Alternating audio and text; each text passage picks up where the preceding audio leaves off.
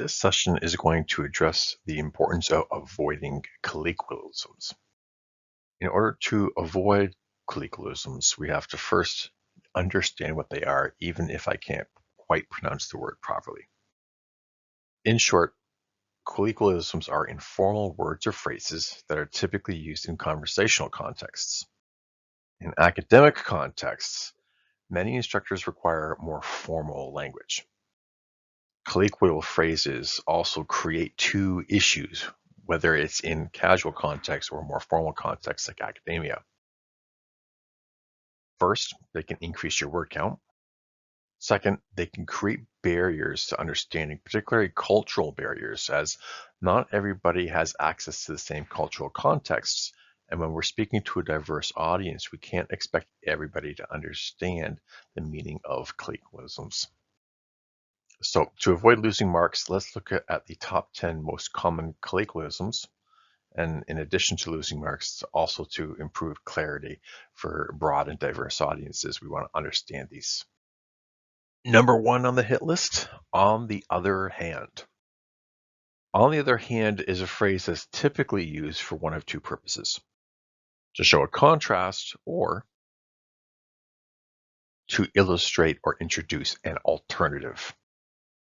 Example, my sister likes branded custom Legos. On the other hand, I prefer classic Legos. Another example, we could go for a caramel ribbon crunch frappuccino. On the other hand, we could go for some bubble tea. The problem is that on the other hand is a figurative expression. On one hand, I have the One Ring. We literally have a hand in this context. On the other hand, I have the Infinity Stones. Again, we literally are speaking about a literal hand in this context. These examples literally talk about hands. In most other contexts, though, this language is metaphoric. There aren't literal hands involved. And when we're speaking casually with friends, this is perfectly fine. However, formal writing is typically expected to be more concrete. What can we use instead of on the other hand? To show contrast specifically, we might use words such as however. To show alternatives, we could use words such as alternatively or alternately. Some argue that pop culture dilutes education. On the other hand, others argue that it enhances comprehension and engagement. Here we have, on the other hand, to show a contrast, we're going to strike that through. Then we're simply going to replace it with the word however. However, others argue that it enhances comprehension. A single word reduces the word count, makes it concrete, eliminates the metaphoric language, and reduces word count. Another example, cognitive behavioral therapy can be used to help clients cope with anxiety. On the other hand, dialectical behavior therapy can also be used to support clients with anxiety. Again, we have on the other hand, in this case, not as a contrast per se, but as an alternative. We're going to strike that through. And what shall we use instead? We'll simply say alternately. In this way, the reader sees that there's an alternative to CBT, cognitive behavioral therapy, which is DBT, dialectical behavior therapy. So a quick summary for the phrase on the other hand. It's used to introduce contrast and alternatives. We do want to understand which we're using it for when we replace it. However, it is figurative language and therefore seen as informal in academic contexts. To avoid this informal language, this metaphoric phrasing, we want to use words such as however to show contrasts and words such as alternately to show alternatives. In addition to conforming to formal expectations, this approach has two key benefits. It reduces your word count, making your writing more concise, and it facilitates clarity, particularly clarity for diverse audiences, whether it be a culturally diverse audience that might not have access to that phrase, or whether it be somebody who's neurodivergent that doesn't necessarily process figurative language in the same way that other folks do. Number two on the hit list, personal qualifiers.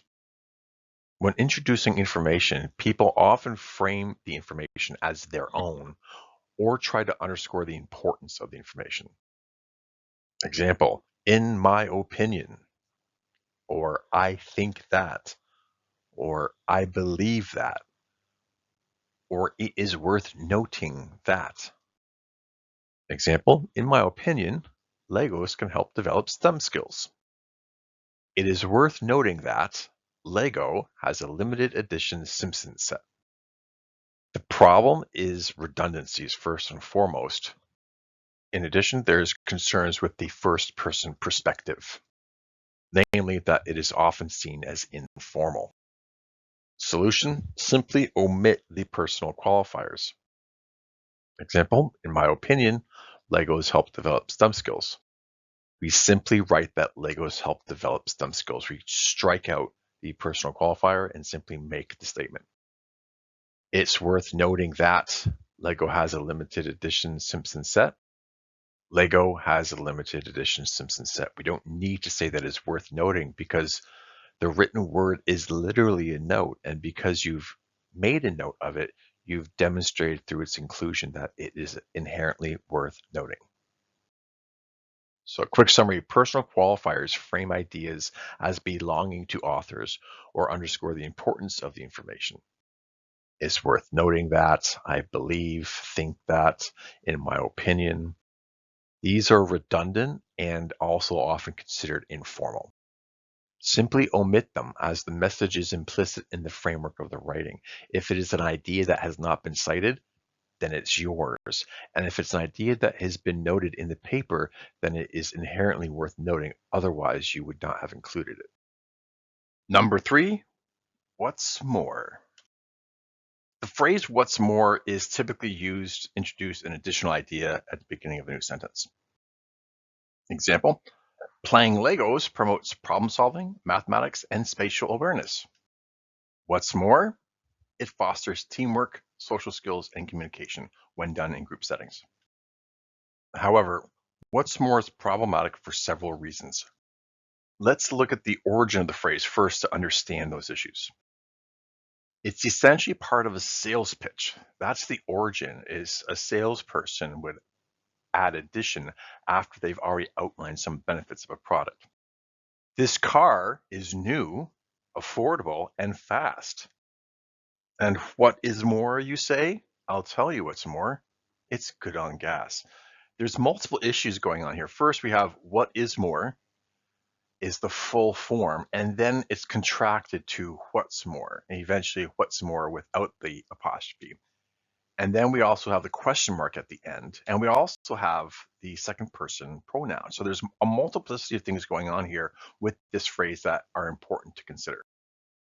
First and foremost, we see that it is a contraction. What's more is a contraction of what is more. And because contractions are typically frowned upon in academic writing, it's going to be problematic for that reason. Now, I don't have a horse in that race myself. I'm perfectly fine with contractions, and some profs are also fine with contractions, but it is important to consider the fact that some profs do not want contractions in academic writing, and therefore what's more will be problematic for that reason.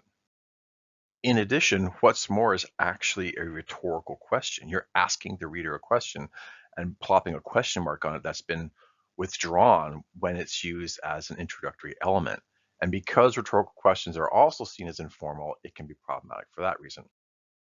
Finally, although the word you is not used with what's more, it is invoking the second person. It's speaking to the reader and saying, what's more, you ask?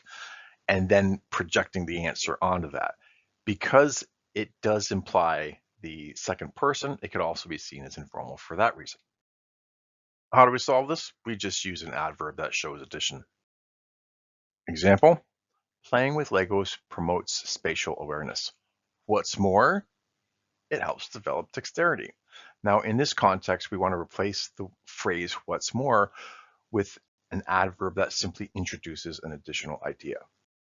In addition, it helps develop dexterity. Likewise, moreover, it helps develop dexterity. In this context, you can see the ways in which these adverbs, each of which show additional ideas, can function in place of what's more. So there's lots of options. Quick summary, the phrase what's more is used to introduce additional ideas. However, It's problematic for three reasons. One, it's technically a contraction. Two, it's technically a rhetorical question. And three, it's written in the second person. Even though the word you does not appear in it, it's still invoking the reader's perspective. The solution, just use an adverb that shows addition, like in addition, additionally, moreover, furthermore, likewise. That reduces your word count and it's more formal. Number 4, let's. The phrase let's is typically used to introduce a suggestion. In academic contexts, let's is used as a segue into a topic. Example, play in learning promotes development. Let's use Legos as an example. Let's is problematic for two key reasons. First and foremost, it is a contraction. Just as we saw with the phrase, what's more, let's is a contraction.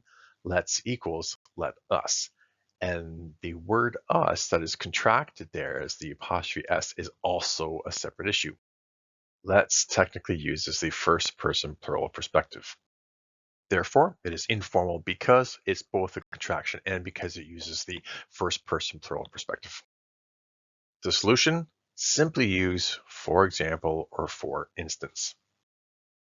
Play and learning promotes development. Let's use Legos as an example. Strike out let's and change it. Play in learning promotes development. For example, Legos, ...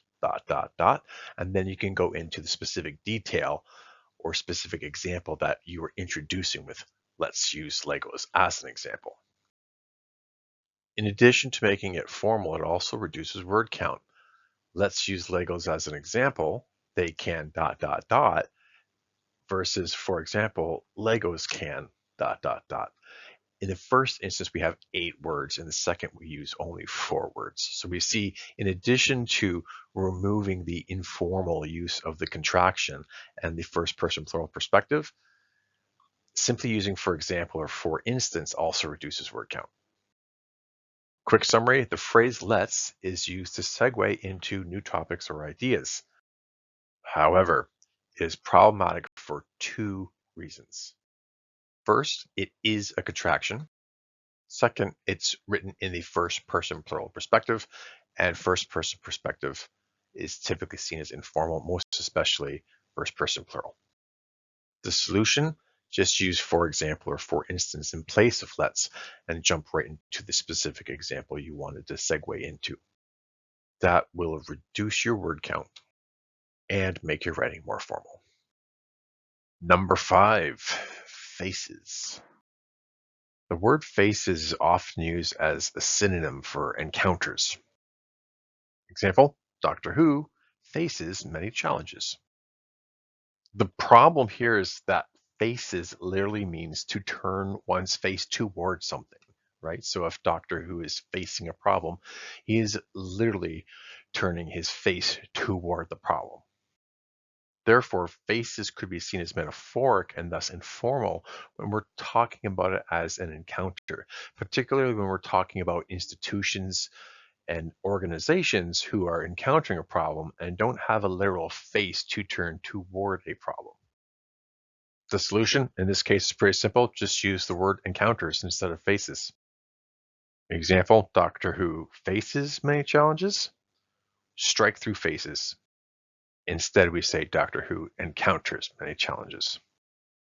So a quick summary of that, the phrase faces could be seen as metaphoric and or informal, but replacing it with the word encounters makes the phrasing more concrete and academic.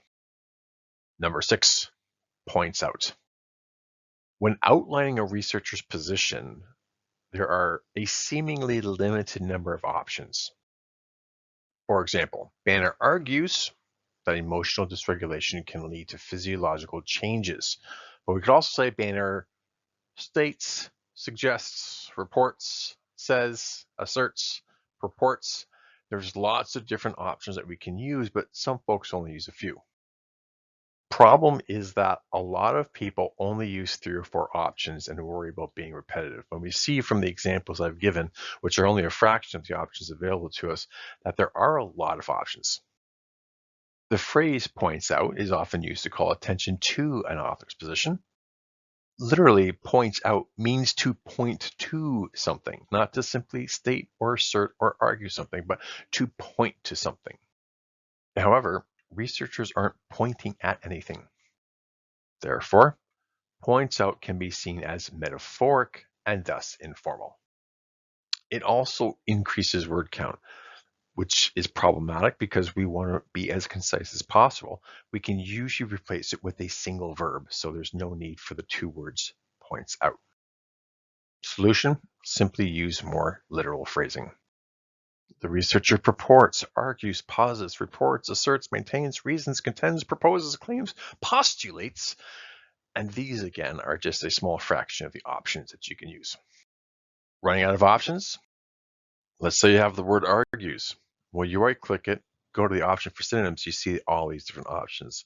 You got the words posits, purports, claims, contends, asserts, reasons, and if those aren't sufficient for you, you can click on the word thesaurus. It'll open up a sidebar on your Word document that'll show a host of other words you could use in place of that. Quick summary: points out could be seen as metaphoric and or informal. Replacing it with argues, reports, states, a simple verb that is synonymous makes the phrasing more concrete, academic, and it reduces your word count. Number 7, figure out, or as it's sometimes phrased, find out.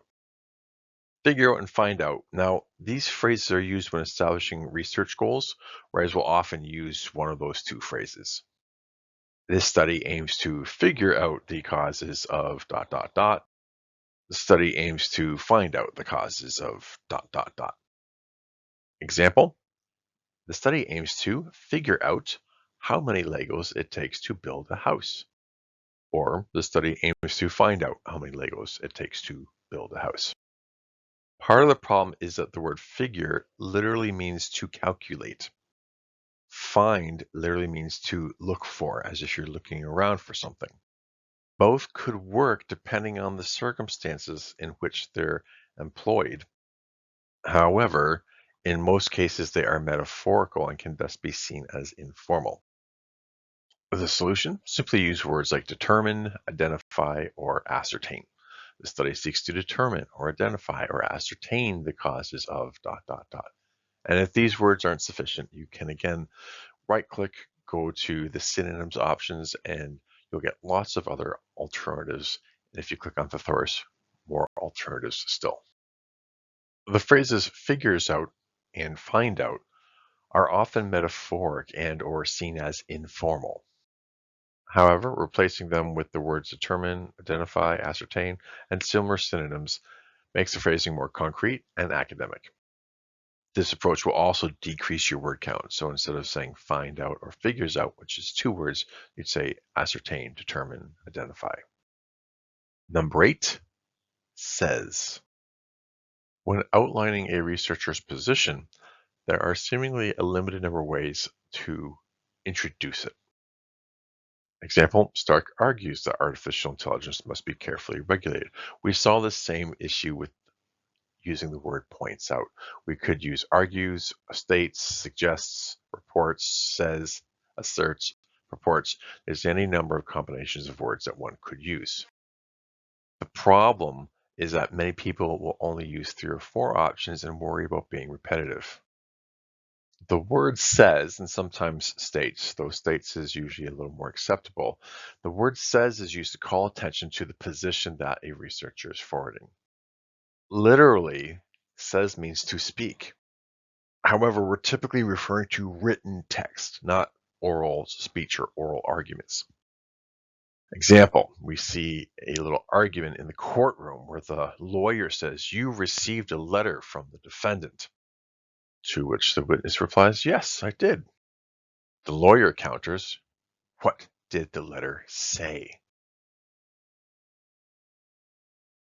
The witness responds that it didn't say anything. I had to read it. Because, of course, the letter doesn't say anything, it simply has written text. Therefore, says can be seen as metaphoric and thus informal. The researcher isn't literally saying these things, they've written them down. The solution: simply use the more literal phrasing. Again, the same thing that we saw with points out, purports, argues, posits, reports, postulates, maintains, reasons, claims, proposes, contends.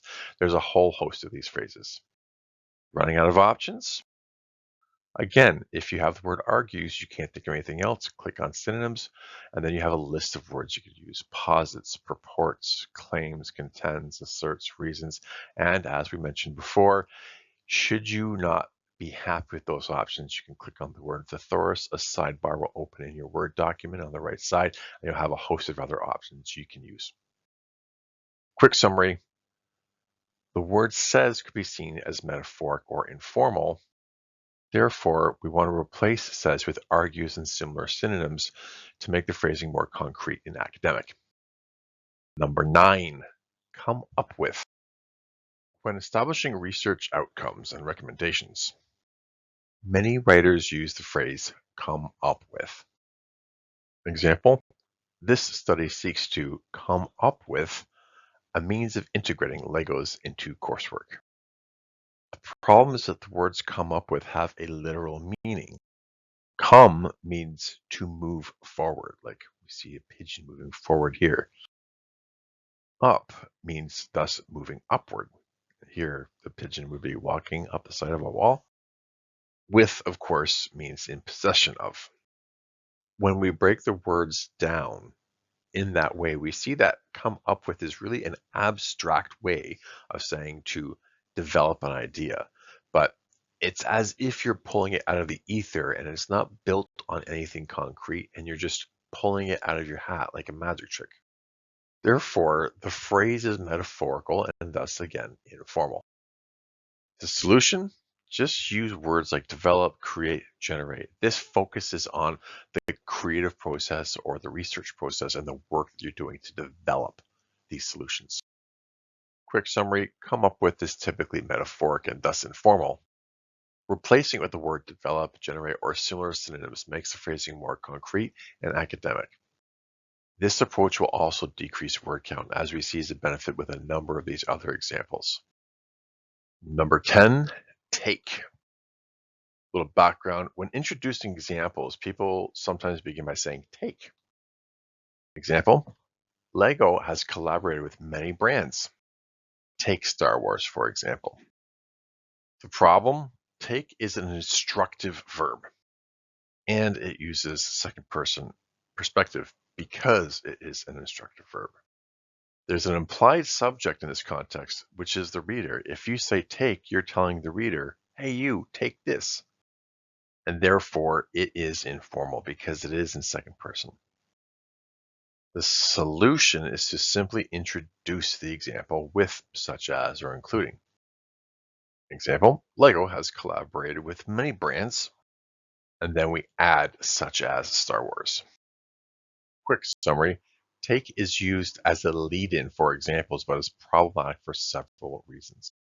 First, it is instructive. Second, it uses implied second person, and that implied subject is, of course, the reader.